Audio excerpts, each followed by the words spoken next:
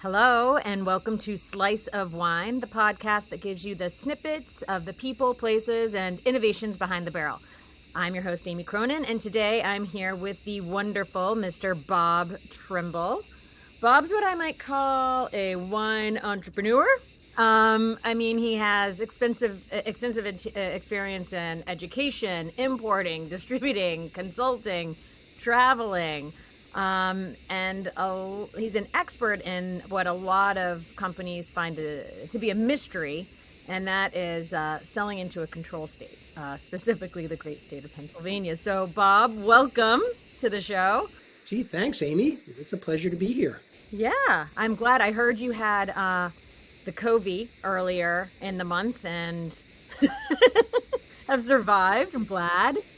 I was just happy to get that herd immunity going, Yes, right. There you go. Yeah, well, welcome to the tribe of the immune. I feel so much better.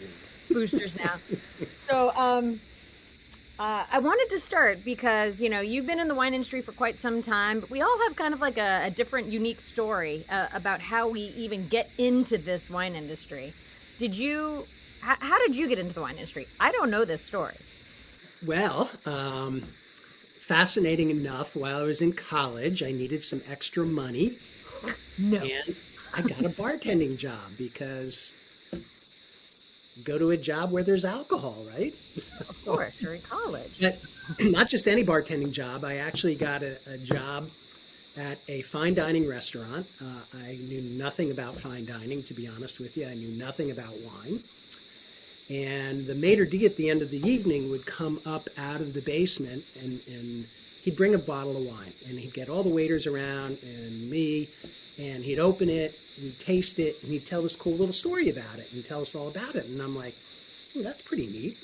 And then I'd set up Sunday Bar and he'd flip Hugh Johnson's wine atlas in front of me, and he'd say, read this, so I started to read that and I started to get more wine, quote unquote, knowledgeable or interested. And, up until that point, the only wine I really knew was this wine called Boone's Farm. Strawberry Fields. Do you know Boone's Farm? Oh, it has a special place. Isn't that a classic hat? That's awesome. Is that Burgess new or is that from the 70s? No, it's pretty new, but somebody from, I think Gallo is the people these days, but yeah, I couldn't resist. I had to have a Boone's Farm hat to bring back my high school wine consumption days. So the fine dining restaurant was working really well, and when I got out of school, I didn't know what I wanted to do, so I continued in restaurants, and I was a bar manager at a place, and this guy was selling me wine, and he finally said, you should get in this business. And I said, you know what, I'd like to. And he gave me a few names, and I interviewed, and I started as a lowly merchandiser going into state stores in Pennsylvania and putting up displays, and taking pictures and all that kind of stuff. And that's really kind of how I got bit by the wine bug. It's funny. I'd have to say it has to be maybe 90% of people in the wine industry have been a bartender and or a merchandiser at some point in their career. I mean, we know how to mix a drink and stack some cases. Absolutely. So now you mentioned Pennsylvania, and you are one of the few people who's really an expert in promoting products and getting products into the state of Pennsylvania. Tell me a little bit about what if a product wants to even get in the state, how do you navigate this? What are Well, it's a government-run agency, the Pennsylvania Liquor Control Board, and they just really don't give you step-by-step directions on what you need to do. I mean, if you go to the website, there's things you're supposed to know and all, but that doesn't even scratch the surface, to be honest with you. And, like all government agencies, it's not the easiest thing to deal with. And there's a lot of unknowns, and it's taken me 35 plus years to figure out a bunch of those unknowns. to to learn the system. And I actually spent about a year and a half working in the system. I was the chief of luxury selections, meaning all the fine wine that was coming into the state for a while. And even though I didn't really enjoy that, I learned a ton from that experience, which was really good. And it enables me to do now what I do, for a living. And part of it is I'm an importer and a distributor that works in the state of Pennsylvania. And in part of my consulting business, one of the consulting, I guess, speeches or presentations I gave was to the Finger Lakes Wine Alliance, and the title was How to Do Business in Pennsylvania. And interesting enough, after I did that presentation, there was about 45 wineries from the Finger Lakes. One gentleman walked up to me and said, we should talk, and that was John Wagner of Wagner Vineyards. And here we are 3 years later, and we have 2 of his wines listed with the PLCB, and we've done over 800 cases in a year of his dry Riesling and Riesling. So it works. Wow. There you go. Now, what sort of trends have you seen for products coming into the state, or just in recent years, as far as product trends and positioning within Pennsylvania or the broader market with the brands that you're working with? Well, the interesting thing is the state has been on the last, I'm not sure if it's been 10 years, but they've been redoing and rebranding their stores and trying to make them look more presentable, and they've done a pretty decent job with that. But like the hardest thing in our business is to get attention, whether it's on the floor or of a buyer, right? And that's kind of the key. And knowing what the trends are right now, premiumization continues to be extremely important. It's the arena that I try to play in. So you can't be everything to everybody, but I try to really play in that premiumization game, whether it's wine or actually I started to do spirits too recently. And those things tend to work better. You tend to make more money for the time you spend, which is tremendously important, and that works. So RTDs, those things are crazy. What else? Just look at the trends. Tequila's hot, cognac's hot again, especially because Hennessy can't supply everybody. So, if you have an alternative cognac brand, it's a good time to present that and different things like that. So, those things tend to work really well. What about, we're seeing more and more white labels on the market now. These are, and, for everyone in the trade sort of knows this term white label, but if you're not in the trade, it's basically a brand that was created for a specific store, for specific store chain, or even for a specific restaurant that's not really owned by, doesn't have a brand owner necessarily outside of that group. What do you think this is doing? What do you think the effect of, these white labels are on, consumers and, selling wine B2C? Well, maybe I'm old school with this, but for me, white labels kind of muddy the water. And what I mean by that is, they make these products. And for me, one of the most interesting things about the business, the wine business, is the personalities behind it and the stories behind it. And if you know anything about wine or just products and selling products, stories sell, right? And when you have a really good dynamic story, those things are memorable and those things help sell the product.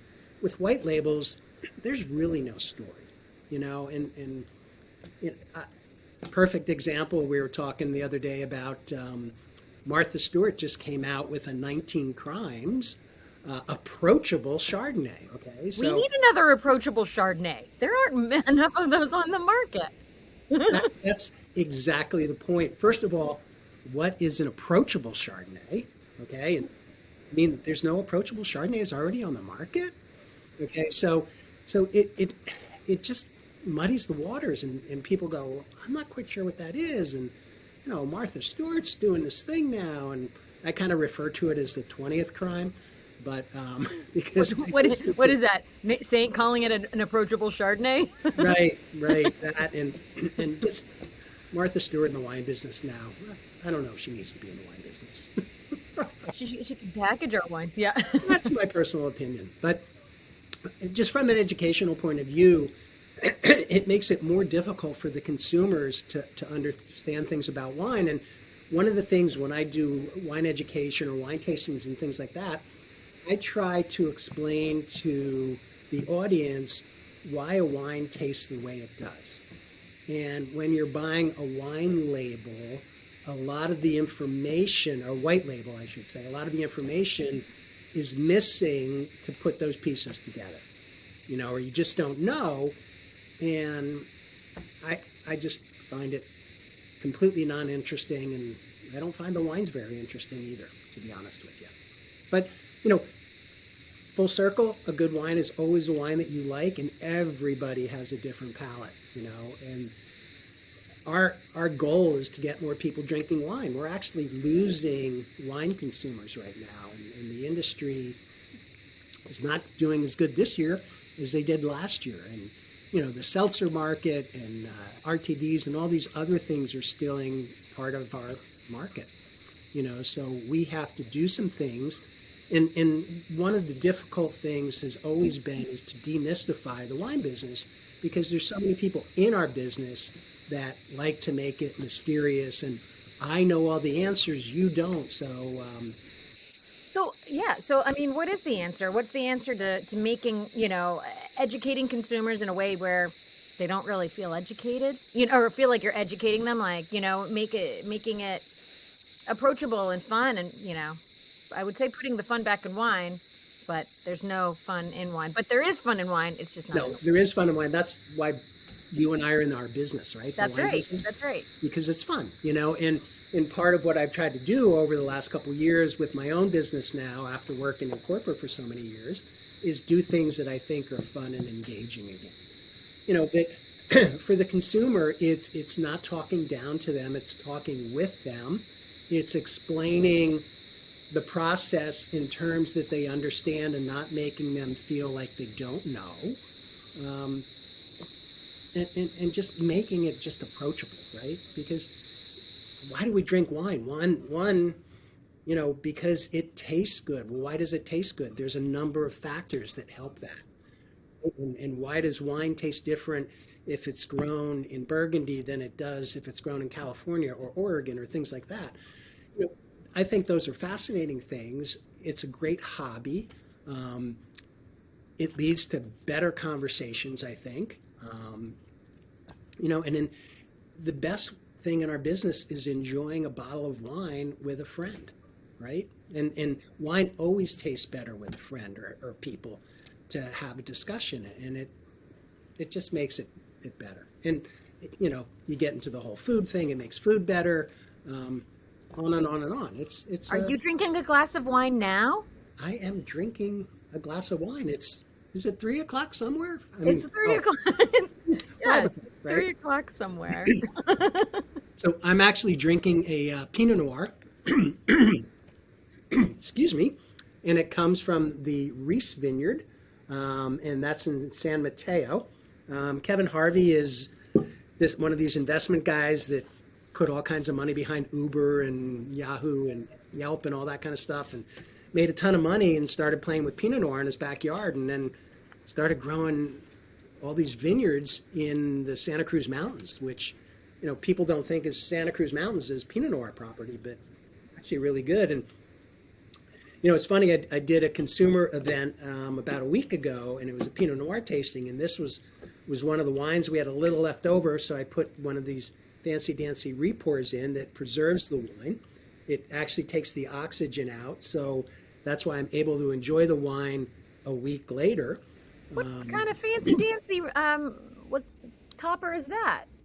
It's so it's a little stopper. Yeah.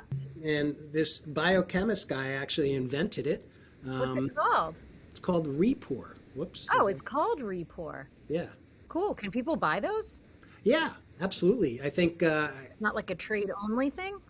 no, it's report.com, I think. But, it's funny. I discovered it, I think I saw it on LinkedIn, and I actually contacted the inventor.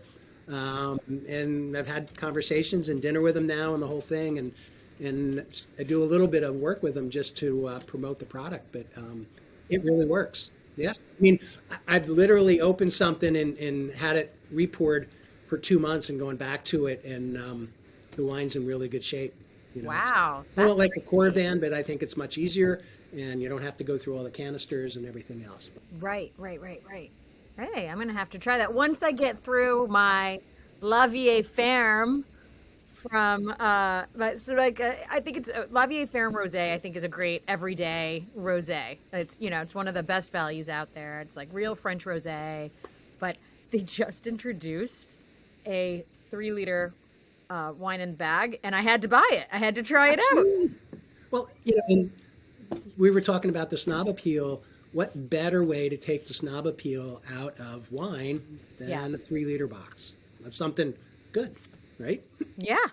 Yeah. I mean, it's the qualities, honestly, it's still there. It hasn't changed at all. It's quite nice. So, hey, I think alternative packaging. I mean, are you seeing a lot of alternative packaging in Pennsylvania? Yeah. I mean, cans were a big thing for a while, and it's funny. I have a friend that's in Tokyo, and he just emailed me the other day, and he wanted to find out how canned wine and Underwood was doing in the States because he's writing an article for it. And I'm like, ooh, I'm not sure it's doing real good. I think part of the issue with canned wine is the serving size is difficult. So, if it's 12 ounces, people don't realize that's already half a bottle. So, you can't drink it like you're drinking a 12-ounce beer. Yeah, totally. You know, you want to have it on the sidelines of the soccer game, but you need someone to drive you home after that. Absolutely. So I think that makes it a little bit difficult. And they've come and they've gone. But, now with COVID, everybody I talk to right now is having trouble getting bottles, right? And glass and all that. So, and even aluminum is hard to get. And the beer industry is struggling because of that. So alternative packaging is going to be something we're going to see for the next couple of years, whether we like it or not. Yep. Yeah, so we might as well get used to it, and it's nice that it does sort of demystify wine. I mean, the story's still in the bottle, even if it's not a bottle. Right. No, absolutely. Stories in the can, stories in the Well, box. look how long it took consumers to just be comfortable with screw caps, right? Totally. Yeah. I And mean, screw caps are on tremendously good wines these days. I mean, yeah, 15 years ago, I mean, that was, any product that wanted to put a screw cap on their bottle had to justify it, and there were big, long marketing conversations about, gosh, can the brand sustain this? What are we going to do? It was really like New Zealand and Australia that really kind of came out and said, I should be able to do a New Zealand accent, but like, crikey, they're going to accept it. These screw caps the way to go. Was that good? that was good, actually. Yeah, New Zealand, 85% of what they produce, I think, now is screw cap, right? So, and a lot of wineries have done experimentation and all that to see, and they're really finding no difference, and now the technology is such that they can actually make a screw cap that can still aerate a bottle like a cork does. So, it's super cool. Tremendous. Yeah. Yeah. So quickly going back to Pennsylvania, if I'm a new brand and I'm like, I really just want to be in Pennsylvania, what are like the 3 tips you would give people? Just 3, or it could be 4, but I'm not super strict, but of like, what do you do? What, to get attention from the state, get into the state? First and foremost, I totally recommend not trying to just do it by yourself. Some of the buyers in Pennsylvania like to try to talk you into coming directly and not have a broker or a distributor. And you might get one buy out of the state that way, but then you're probably not going to get a buy for another 3 or 4 years because, truth be told, once a buyer buys the wine, it's in their rearview mirror. They never look at it again. So you need to promote it and help sell it and do all those things that it takes. And you don't know how to do that from out of state. So you need somebody that really knows the system. It's important, I think, in every state, but even more so in a controlled state, because it's so much more difficult to get your product in front of the board, to be honest with you. The other thing is, I think keeping up on trends is really, really important because you want to be able to present to them. And one of the best ways to get in front of them is picking items that are trending up considerably, right? And then, just knowing how to look at their website and figure out what they have or what they don't have and what might be missing, from a shelf set. Say they might be missing premium rum at $35 or $39, things like that. It might be an añejo tequila. All those different things. So that's really a good point. I mean, the Fine Wine and Good Spirits has a website. You can search all the products that you have. So you can search that and say, all right, look, I'm looking at this and this is what they have for, aged rums. And my aged rum is, I have a product that could fit into this category where they don't have that many. That's what I'm going to lead with rather than going into a crowded category. There's, there's resources right there. Yeah, because, it's all about competition. And if 30 people are pitching a certain product, it's going to be a hard sell. Right. Well, and it's a little bit more transparent than selling to a typical distributor. Like when you go into a regular distributor, you can't always see their entire portfolio. Very few have their entire portfolio listed to the product level listed on their website. But since the state is also a retailer, it's a lot more open to people, trying to do a little bit of research on. Although I'll give you a little secret. If you want to find what the distributor has in their book and it's not on their website, if you go into 750.com and put in a zip code from the state you want to look at the distributors and register like as an on-premise person, I do this. And then I'll put in a zip code maybe for New Jersey and I'll look at the distributor and then I can see everything that they're trying to sell in that state. So you don't need to enter a liquor license to get an account? I hope 750 is not listening. But it's a great way to do your homework because another really important thing in the consolidation of the distribution arena in the last 10 years is there's 10% of what there was 10 years ago. Yeah. Yeah. So but what that's done is that's left room for smaller guys and entrepreneurial people like myself to come in because I don't have a gazillion brands that I have to focus on. And I'll pay attention to your brand versus, a Southern Breakthrough RNDC. It's harder because they have so many more items in their book, right? And if you're a small brand, it's hard to be in those big books because the items that get attention are the items that come from the Diageos and Pernod Ricards and Constellations because they have additional financial incentives to sell those products. Yeah, absolutely. So it's really important to pick your distributor wisely and that they have that background and that knowledge and the insight. And you only get that through experience, and it takes a while to get that experience, to be honest with you. Speaking of experience, 2 questions.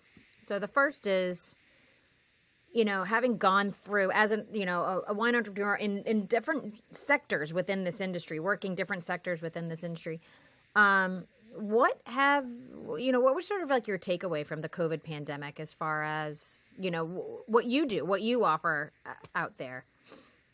Well, it's been interesting and everybody, what's the pandemic word? It's called pivot. Right? Everybody has had to figure out how to pivot, whether, you're a winery and you got to figure out an alternative package because you can't get enough glass, all those different things. In what I've seen is, or figured out anyway, is it's important for me to have some diversification in what I do. And this last year, what I've done actually is I have 2 new arms kind of the business. So I was an importer distributor, and consulting, that's kind of been one arm. But this year, I'm also getting back into education. I'm going to start running a WSET school in Philadelphia for a company called Fine Vintage Ltd. that's based out of Napa and is run by an MW named James Clore. They're opening a Philadelphia school, and I love to teach, so he made me an offer I couldn't refuse. So, that's going to be fun. And then the other aspect is, I love to travel, and the wine business has afforded me an opportunity over the years to travel in so many places that I would never be able to travel or afford to travel. And I spent so much time in Europe and in France back in the days when I worked for Chateau and Estates. I mean, I was in Burgundy all the time, in Bordeaux, in Alsace, in Champagne, all those things. And all those things really help you to learn the products and the wines from those regions. It's so important to go. And from all that experience and all my networking, what I want to do now is I'm going to actually lead 1 or 2, maybe 3 trips a year to certain wine regions.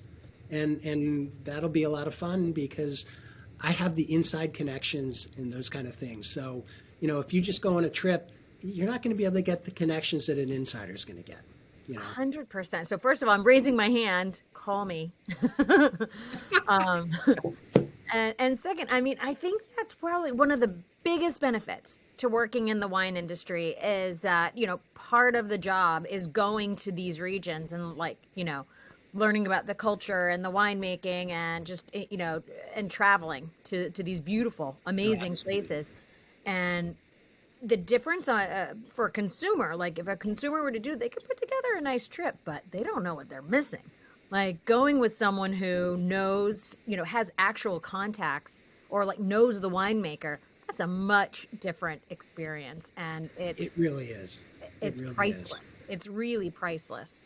So, you got my number. I will call you. So just kind of as a parting thought, we've both been in the wine industry for quite some time. And I guess over the years, if you were to say, what could you tell your 20-year-old self, what sort of advice would you give yourself? Or, people sort of new to the wine industry or just people who need a reminder about it of, navigating it and setting yourself up for success? Boy, when I was younger in the business, I paid no attention to the network, and now, being an entrepreneur, quote unquote, one of the things I've tried to do with COVID, because of COVID, but also because of my business, is just reach out and talk to people. And I can't tell you how many times over the last 2 years that just a conversation with an old friend has gotten me new business, and that network is huge. And, so with the travel thing, having the network is huge. With the education thing, having the network is huge.